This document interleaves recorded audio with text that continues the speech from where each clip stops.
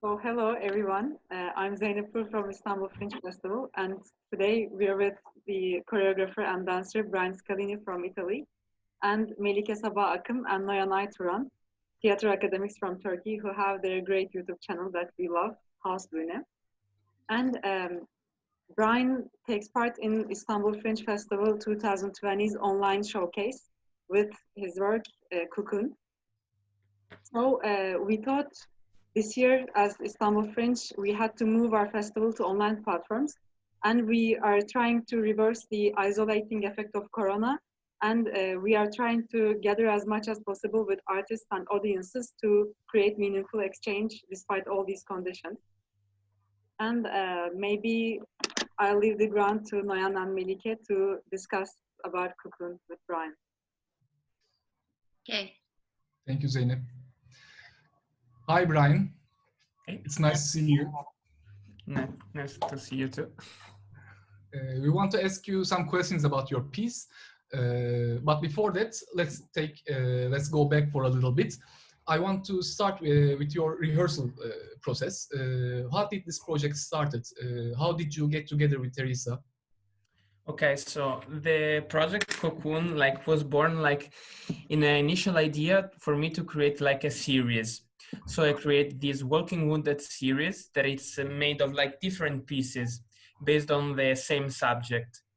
And Cocoon is one of these pieces, and I create Cocoon at the same time with another solo that it's standby. So both belong to this Walking Wounded series. And I met Teresa because Teresa was one of my colleagues in the company here in Dresden, where I danced the last 3 years. And so she worked with me 1 year, and then she decided to move to France and to become a freelance dancer. And she created also a collective there.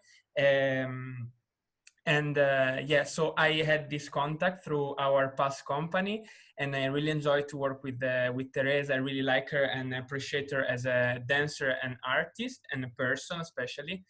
And so I invite her to come to Dresden again in Germany to work with her, to really create this with her. So it's something that it's created really based on her story. So I wanted to bring her past, her something that was really close to her on the stage, to give it a special form to it. And so she came here. We rehearsed a few weeks about it, and I created for her the costume wise, and we spoke together about how to represent it in the best way possible. And so we rehearsed, and then we managed to get the studio, the video recording and everything. And especially also big thanks to the composer of the music, that is Adam Soika, that created this music especially for Teresa. So it's something that it's really original and created on her, on this specific project. And about the story of this Cocoon, it's something that, like I was saying, it's really part of the story of Teresa, because in all this series that I created, I wanted to go deep into some kind of trauma that these people, they were really connected, and they wanted to show it, to bring again alive in the day that they're living now. So it's something that affected them when they were maybe kids and in their past. And it's something that even sometimes they manage even to change and to develop or to accept, to try to to go on with their life anyway, and in a way of giving them a possibility to use this trauma and this past in a positive way then. And it's something that is really about the story of Teresa. So it's something that is connected to her childhood, and where she had this special relationship with this person really close to her in her life. And that got her kind of in a strange position. And she got really affected by this person. But with the passing of time, when she grew up, she realized that this person like was there and was behaving in that way, not for her fault or for any kind of reason connected to her. So she kind of embraced anyway this person without blaming this person anymore, and try instead to embrace her and to try to see this trauma that she created and this person from a different perspective. So, and this like it's something that really changed her mind and about the situation and about how I was seeing this thing.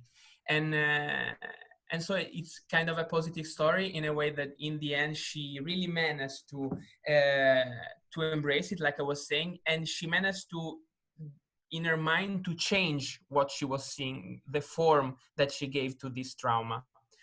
And yeah, so, and it's something that I also try to represent, especially in the costume that I created for her.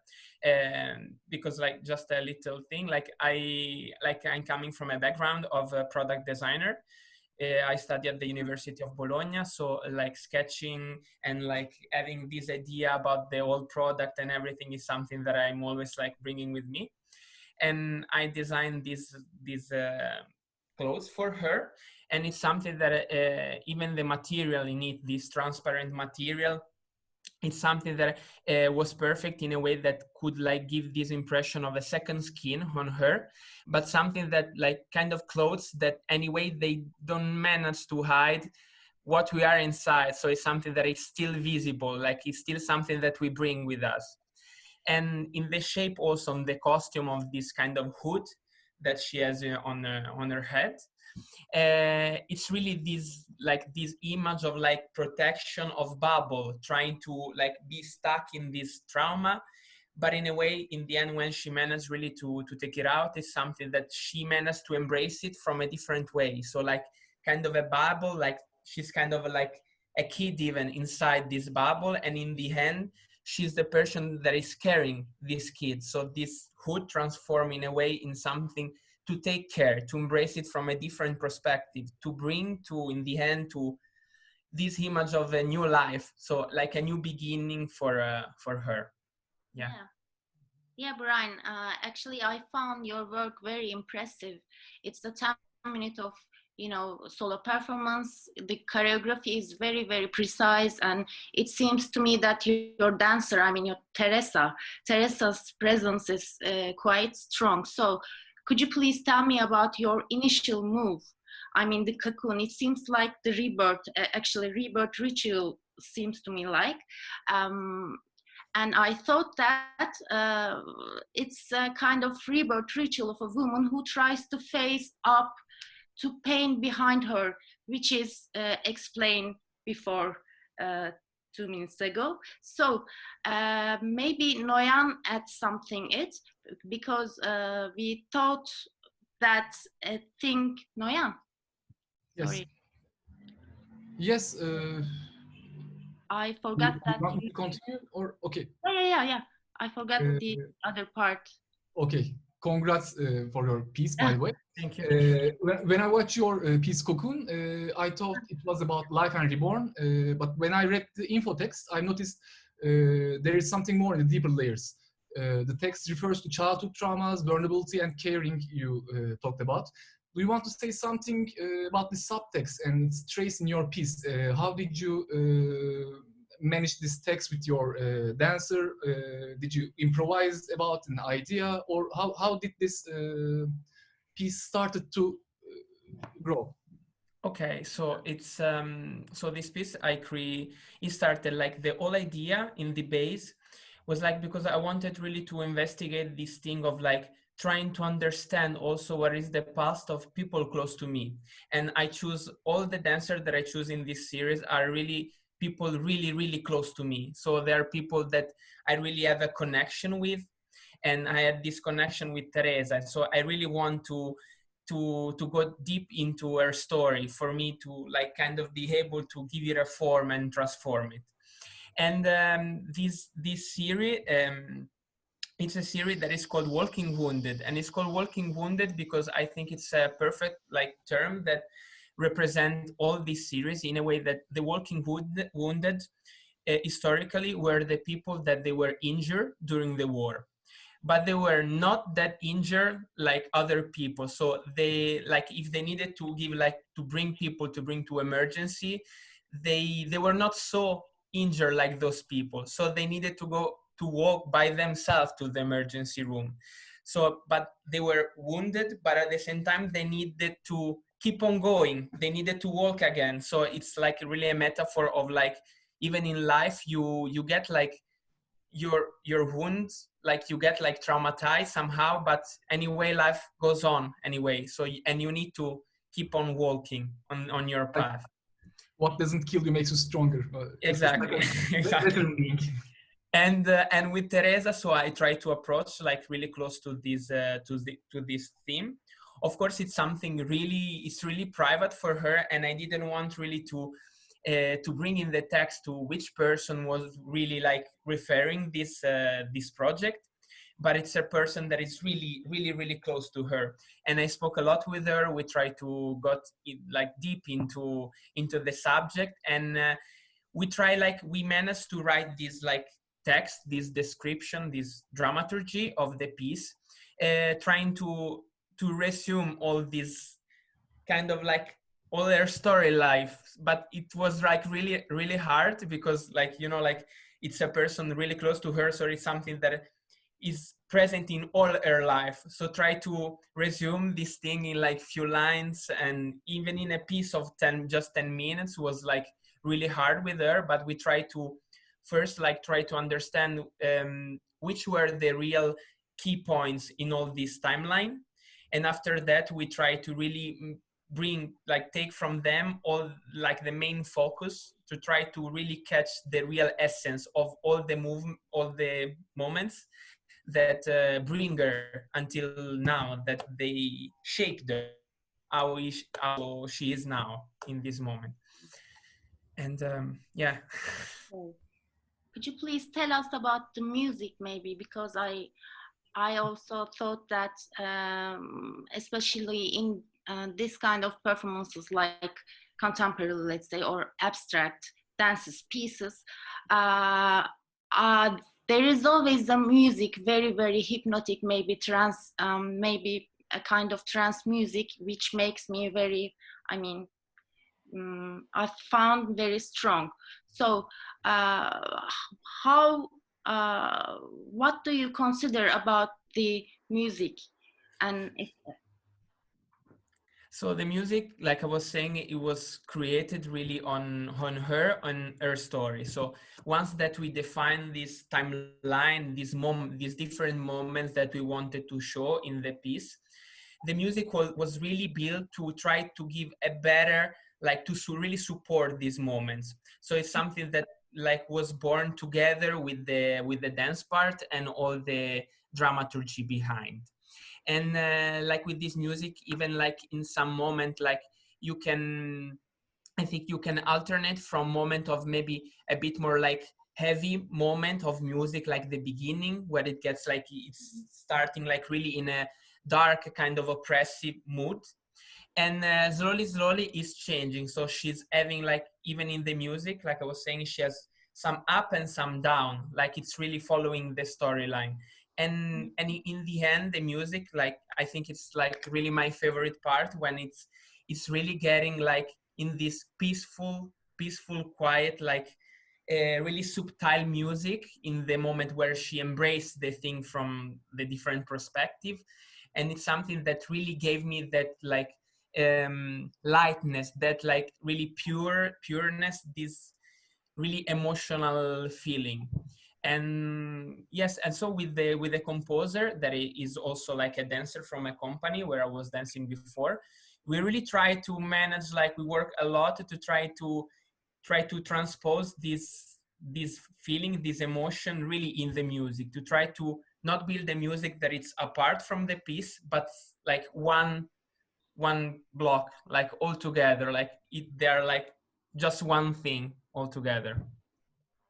yeah, it's How really long did it took what your rehearsals? What, sorry? How long did it took your rehearsals? How long So did you practice? so we had the possibility, like we were, because I was still working, so we had to do like everything like I was running out of work, so really in my extra time from work. But we took like kind of, I think, 1.5 months to work on it. And after this 1.5 months, we had like possibility then to record it. Unfortunately, until now, like it was like we didn't have the possibility to show it live still, this performance, because due to the COVID situation, it was like we were invited also for different festival, but like it was like or cancel or postpone. So I still didn't experience this live performance from Teresa. That is something that I'm really excited, that I'm really waiting for. And yeah, and yeah.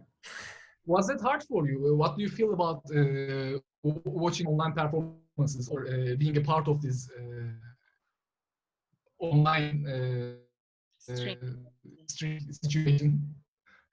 So first of all, like it's really a pleasure for me to be part of it, because like I think that the Fringe Festival can be really a possibility in a way to really broadcast my work, to really show it everywhere. So it's a really good platform, and I wish there could be the possibility to come there live to perform with Teresa. We were really hoping for it, but then of course like all the situation. But anyway, it's still like we are really excited, and I think it's a good possibility anyway to really try to show our work. That it's a work that when we record it, even the recording moment, it's something that we were thinking even in that moment that it could be also like kind of show through like online platform, something that you can really watch, like really the video, that the video could be already like kind of a not a simple recording video like fixed camera or something, but really something that was already like prepared in a way of like giving this impression, clear visual of the piece. Yeah. By the way, may I intervene? When talking about Corona, actually, I know that for sure your work is done before Corona, and our applications are done before Corona. But now, today, I mean, in September 2020, when I watch your piece, it made me think of Corona itself because of the suffocating, she can't breathe, she tries to escape it. I don't know. I think this whole situation added another layer because of that. And I give you the context. As my field is political science, recently I read a book of Franco Bifo Berardi, which is entitled Breathing. And he talks about how breathing defines our age now. He talks about we can't breathe movement, and now we are facing a virus that keeps us from breathing. We are with our masks, and breathing is dangerous. We can die if we breathe a virus, etc. So I think it's really interesting that in this whole process, it gained another meaning for me, at least. It's true. Like I was also thinking the same in a way of like, of course, it was created in, I guess last September, October. So I didn't have any idea about this Corona situation, but it's something that can really also, I think, like it can be seen also in that perspective, like you were saying, in a way of like really this protection, this bubble that we are facing, and this being scared and try to reject like what is around us, like because we are of course like scared of it. And yeah, so I think also it can give maybe a plus value, especially in this moment. And yes, of course, I'm really happy that it can be shown and be part of the group of artists that were selected for the Istanbul Fringe Festival. And yeah, it's a great possibility for me, of course, for me and Teresa. What about Italy? How did the virus affect artists in Italy? So like I think like I mean Italy is always like I'm basically out of the context of dance of Italy because I already like it's many years that I'm here in Germany. So I'm quite out from the artistic environment of Italy. But like I think that regulation and all like the rules about it, they are quite more strict in this moment in Italy than maybe other countries, like for example in Germany here. Of course, for example, I had the possibility yesterday to participate to the opening of the Ellerau Center, the center in Ellerau here in Dresden. And like we had the possibility anyway to watch performances, you know, like we could be in the audience with mask, of course, but anyway, there was the possibility anyway to kind of be like, okay, an environment that it looks familiar and almost normal in a way. But I think that in Italy, this is coming still in a slow way. And I guess like theater and companies and artists, they're facing like probably a hard moment in this period. Yeah. So I hope that it will get like better and better really soon to don't like get like the art and dance and yes, all the fields of art to don't like lose anything in this specific moment, that it's really important because maybe art can even like really give the inspiration, the positivity that we are looking for in this moment.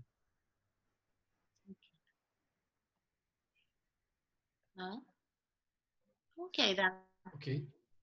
It's. Can I ask you one final personal question about you and your career? Yeah. When I take a look at my notes, I see that you started your career as a dancer, and later you began to create choreographies as well. Can you tell us? Can you tell us about what do you feel about dancing and directing? How do you describe your perspective to dance? Can you name anyone, maybe any group, or who influenced you?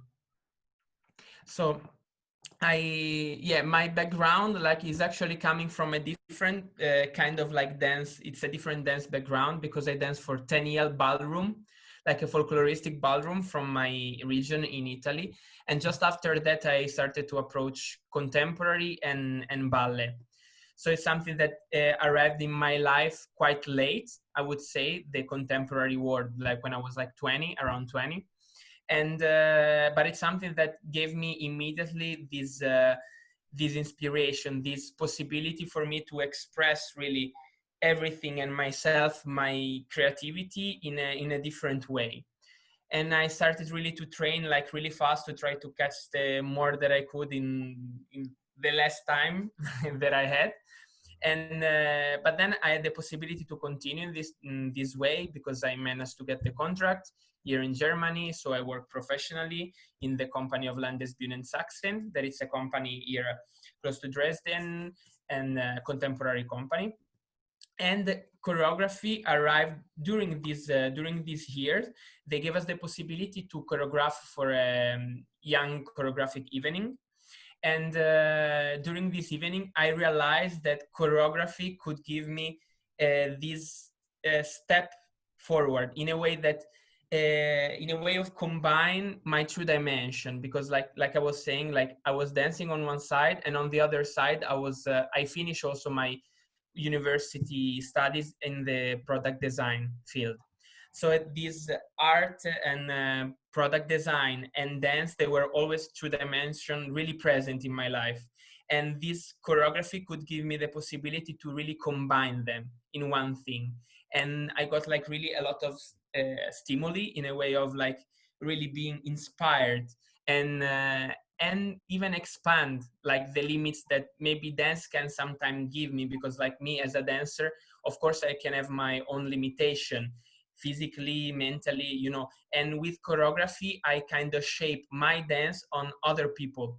So it's really something that expands my limits. It's something that really like makes it like just bigger and even like without limits in a kind of way. And I don't know if I answered to your question already, or I'm missing something. Yes. Maybe the second part of it. Can you name anyone or any group who inspires you, who influences your Yeah. work? So I think the the biggest inspiration that was for me like really a change that really gave me a change. It was when I went to see a performance of Peeping Tom. I saw Peeping Tom here in Dresden in Ellerau, and that I think like opened my mind in a way that dance was like they showed that the performance that they brought there was something really that was going beyond dance, was really something that was really one heart piece, in a way that there were different elements in it: dance, acting, singing, really in a performative way that really expand even this dimension of dance. And it's something that really inspired me and really hit me in a really strong way. So it's something that I'm always like bringing up if someone is asking me which performance or like group really changed my vision of the thing. And because really at least it's something that I'm trying to do in a way of like creating work that are really interdisciplinary, because I really want to not just think about dance and movement, but I'm not interested in that, but I'm interested in all the rest that is behind, like to really create like, of course, like image and moments, but at the same time with giving like really space to art of design, costume, light, costume, stage, of course combined with movement and a message. And this is like what I'm trying to reach. Yeah. Okay, I have some more questions, but I think we are running out of time. So maybe do you want to add something before I we don't finish? know. Hear you right now.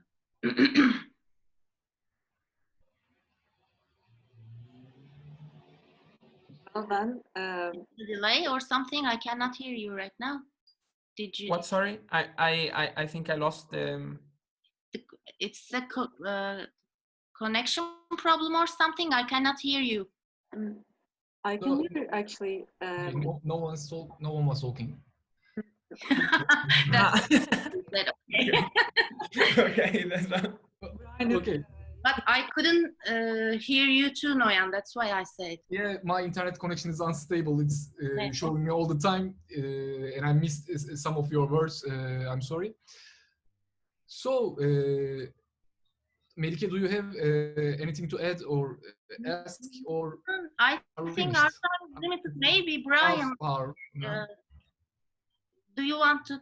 Do you can add something, or we can finish? What do you think? I think I'm fine. I kind of told you like the most important things, and yeah. Well I done. want like, I mean, of course, I want to add like really a thank you for the possibility and the possibility, of course, to be there in the Istanbul Fringe Festival. It's really something really important, especially in a way of the Fringe Festival, that it's in itself a festival that it's like trying to bring, like I was saying, is not just focus on dance, but it's something that it really tries to expand this limit. And so it's really important for me to be in this part of this festival. Well, thank you. We are really happy to have Cocoon in our showcase.